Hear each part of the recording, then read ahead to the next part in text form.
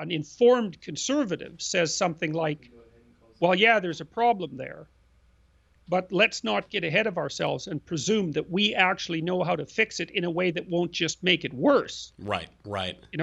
And for me, like, I'm kind of temperamentally predisposed to be more on the liberal left end of things from a personality perspective, because I'm high in a trait called openness, which is a good predictor of say liberalism and more left wing thinking, although I'm also high in conscientiousness, which is a good predictor of more right wing thinking. But what really convinced me to become more of a traditionalist, I would say, was this realization of unintended consequences.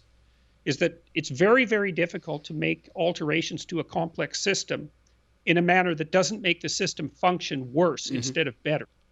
And so I think, generally speaking, that especially when you're perturbing extraordinarily complex social systems, that you should be firmly aware of the limits of your intelligence and the probability of your biased interpretations. Of course, and I love that you've brought up this term traditionalism. I actually made the case a couple days ago that I think Donald Trump himself, maybe counterintuitively, exhibits many aspects of traditionalism in the Edmund Burke, Michael Oakeshott sort of sense of things. And I wonder if now, as you've noted, channeling Nietzsche, that at a certain point in our culture, God died for our cultural purposes, and ideology replaced it. Where are we now? Are we in a post-ideological age? Is God striking back against Nietzsche and his followers? Well, the thing is, one of the things that's really necessary to note about Nietzsche is that when he made the pronouncement that God was dead, it was by no means triumphant. Of course, yeah.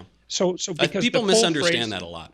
Oh, definitely. The full phrase is I'm paraphrasing, but the full phrase is something like, God is dead, we have killed him, and we'll never find enough water to wash away the blood. Right. And that was associated with thoughts he had at the same time, that the consequence of the death of this traditional value structure, and the idea of a transcendent moral structure and ultimate moral responsibility, would be replaced by two things. One would be a kind of hopeless nihilism, and the other would be a swing, especially into leftist totalitarianism, which he directly predicted, as did Dostoevsky, although that wasn't the only logical totalitarian outcome. Of course. So, I mean, he had that nailed. It's actually one of the most amazing prescient predictions that I've ever encountered. And in any way, do you find a link between that nihilism that came out of the death of God and left-wing totalitarianism and these campus snowflakes and the Peter Pan syndrome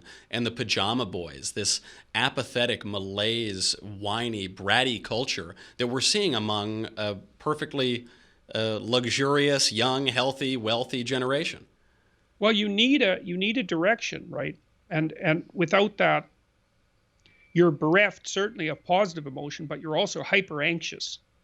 That's the thing that's kind of odd about having direction and responsibility, is that it gives meaning to your life, because it helps you understand how the small things you do every day are related to crucial and important goals.